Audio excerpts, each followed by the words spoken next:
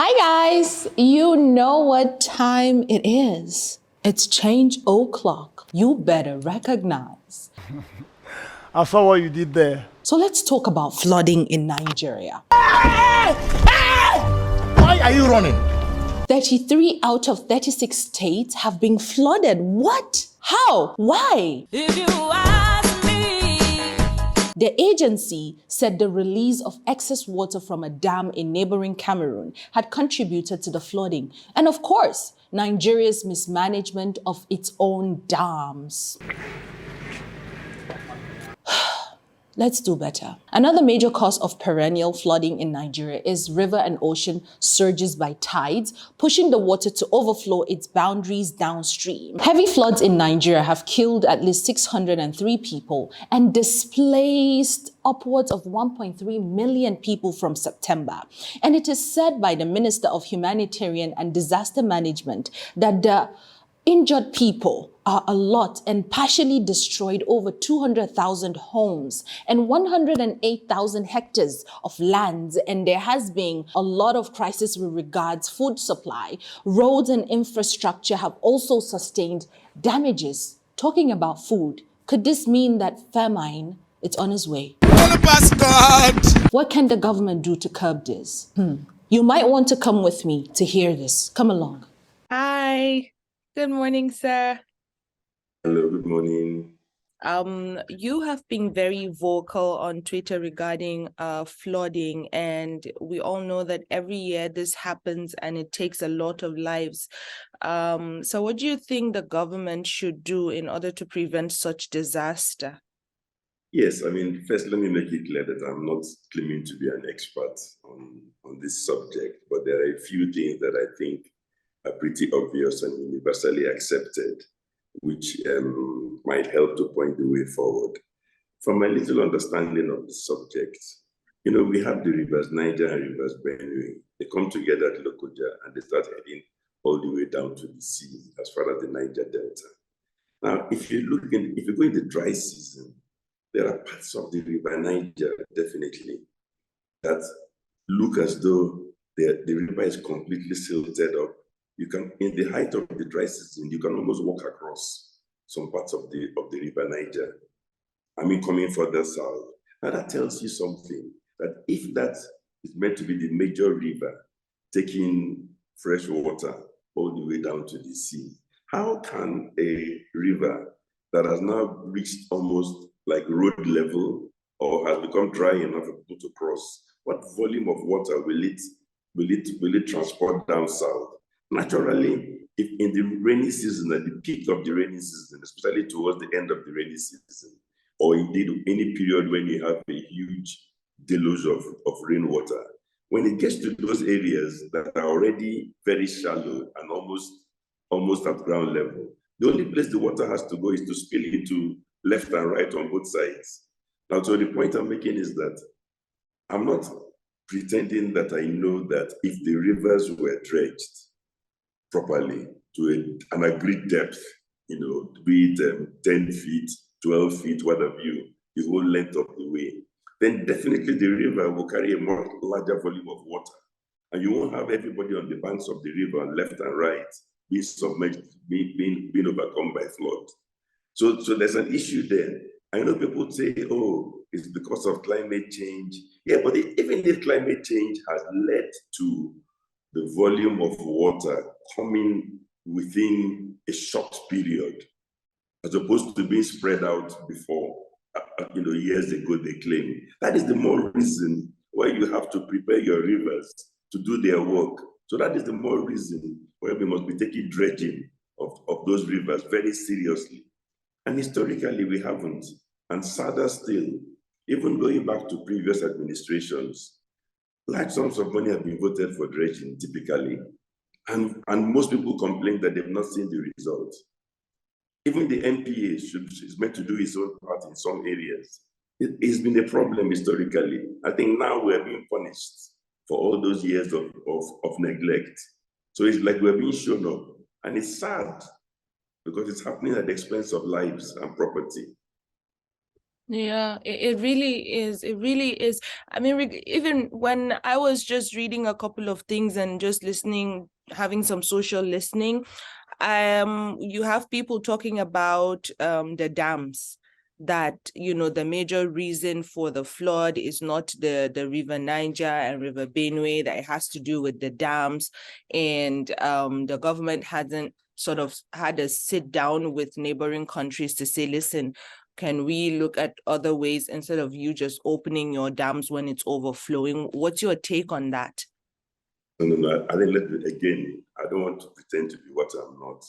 The fact is that whenever somebody has a dam, and even if he has a reservoir, there's only so much water that they can take in the reservoir. So when his reservoir is full, what is going to happen? Whoever operates a dam anywhere in the world knows what they have to do when their reservoir is full, which is to open and let the water out. So that is something that you will put on notice, and you know it's going to happen whenever the reservoir is full. So even if we say it's because, the dams release the water, then that is the more reason why your rivers should be dredged properly to carry huge volumes of water. Of course, you can also talk about putting further dams along the way and all that, but that's neither here nor there. Fundamentally, it is like having a gutter that is operating at ground. I mean, that is its deepest point is ground level. Then it won't carry anything. So I mean, I don't subscribe to this theory that it's because of one dam. I mean, the dam didn't create the water. All the dam did was that the water, when they found that there was more water than they could hold on to, they have to let go. So it's almost like saying in your house, if you were storing water in a bucket, you have only one bucket. As soon as the bucket is full, you cannot keep on adding more water. It will spill over. Exactly. So I mean, let's not distract ourselves by blaming or always looking. In Nigeria, there's an element of the child that cried in the morning was the child that died in the morning was killed by the witch that cried last night. So let's address our issues instead of looking at Cameroon and one dam and things like that. The bottom line is that it's the River Niger navigable. Is Benue River navigable the whole year round? Are we doing all the things we're supposed to do to protect lives and property? And those sadly, those river basins are supposed to be fantastic areas for agriculture. The same water that is causing, flooding and loss of lives and loss of property could have been properly harnessed and used for agriculture. River banks are a great place to grow crops. In Nigeria's case, what do we have? We've lost our largest, rice farm buried underwater in Nasarawa and things like that. So, I mean, and we're not the only country in the world that is experiencing climate change. Others are taking necessary actions to prepare themselves for such events, and we must do the same and hold public officials accountable. Absolutely, sir. So, when you talked about the losses and all of that, I mean, in the reports, we have millions of people that have been displaced. We have farmlands, like you rightly mentioned, that have been buried underwater. Now, do you think that the government should set up a relief fund for these people? Because also a lot of people have lost their source of livelihood. I believe the government already has, I mean, we don't need new government agencies for sure. The government already has agencies whom that's their responsibility. So you can talk about whether they should be given more funding, whether they can appeal for funds from private groups. But look, response is response. Some private groups prefer to respond directly instead of to channel their funds through a government agency. For all sorts of reasons, they're afraid and worried that perhaps the monies will not get to the ultimate beneficiaries. In any case, this is a crisis that we are told is affecting almost all the states in Nigeria. At the last count, 33 states out of 36. Some even claim all the states are affected. So the scale of the problem is phenomenal. So I think it calls for everybody doing whatever they can to help every community that they can reach. And the most worrying and frightening aspect is that at least when it comes further south to places like Bayelsa, it looks as if even the extent of the devastation has not been fully recognized.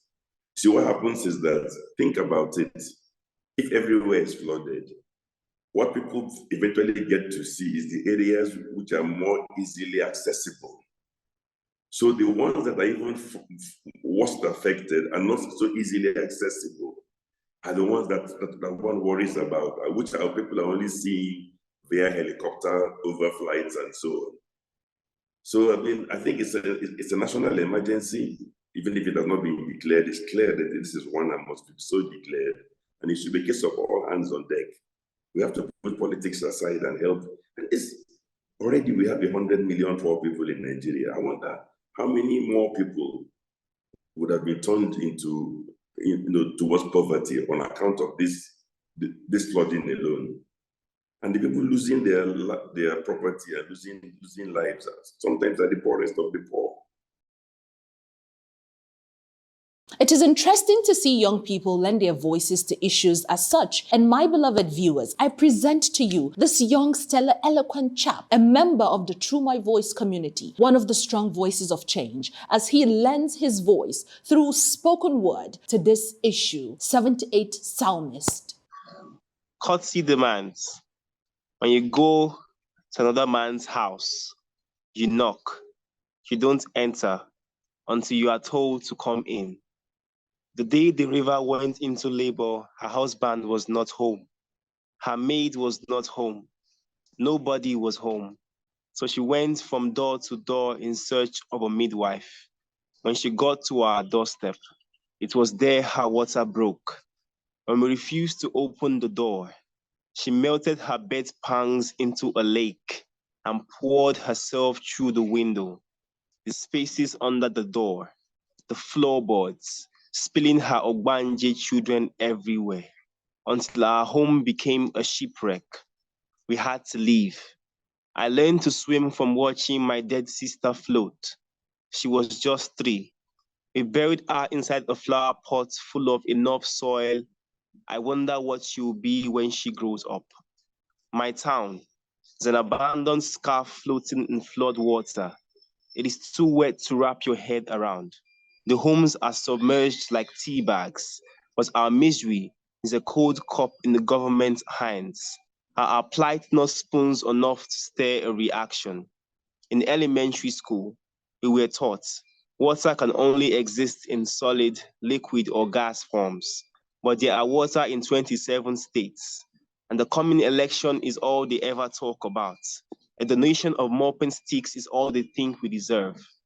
The difference between a burning city and a city underwater is that one turns to ash without smoke. One is a yellow scream, the other is bloodlust. We don't deserve a government that treats us like a dead colleague. We don't deserve even a moment of silence, for even then, the cemetery is a part of the village too. We don't deserve public officers who shed crocodile tears while there are alligators in the water. We don't deserve a media coverage that treats us like a place and not a people. Nobody builds a life raft from a bloated cadaver unless the dead are easier to find than wood. Nobody regurgitates water unless the throats are suddenly become a nose. Our hands, the spaces between them, our feet, the spaces between them, are the only thing we can count on. Everything else outnumbers us. Courtesy demands. When you go to an underman's house, you knock, you don't enter until you are told to come in. Watching my parents argue every night, I am teaching myself that a broken home is better than having no roof over your heads. Everywhere I turn, water is spreading like gossip. If only the government was a busybody. Poem. My beloved viewers, I am urging you to sign this petition asking the government to set up an emergency relief fund and an action plan to curb flooding. It is about time we recognize that we collectively can advocate for the betterment of one another. Because you know what time it is. It's change o'clock. You better recognize. Flooding has killed a lot of people. It has displaced a lot of people, destroyed houses and farmlands.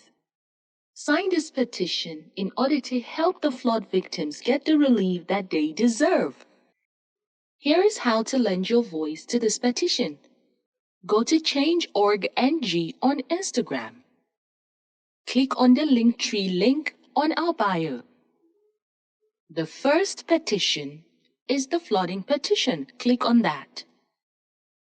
It will take you to the petition. Click on Sign the petition.